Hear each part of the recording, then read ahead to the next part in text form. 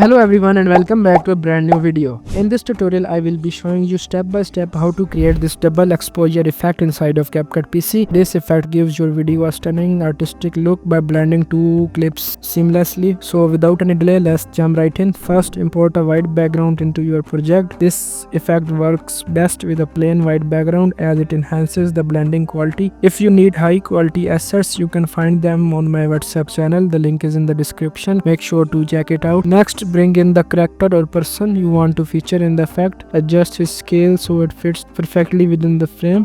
To achieve the double exposure look, we need to remove the background of the subject. To do this, go to BG remove option and select auto removal. This will automatically extract the subject from the background, making it transparent. Now select both the white background and the person. Right click and choose make compound clip. This merges them into a single clip, allowing for easier editing in the next step. Once the compound clip is ready, import the second clip that you want to blend with the character. This clip will create the stunning double exposure effect. Position the second clip directly over the compound clip. Now select this clip, go to basic and navigate to the blend section. Change its blend mode to screen. You will see the two clips merge together, creating a double exposure effect. To refine the effect, you can resize the second clip to fit better with the character. Drag the clip to a different position to experiment with different looks, and increase or decrease the opacity to control the intensity of the blend. And there you have it, your double exposure effect is ready. With just a few simple steps, you can create an eye-catching and artistic effects that add a professional touch to your videos. If you found this tutorial helpful, make sure to like this video and subscribe to my channel for more exciting content, and don't forget to follow me on Instagram for more updates, requests and more tutorials. Thanks for watching and I will see you in the next video. Bye.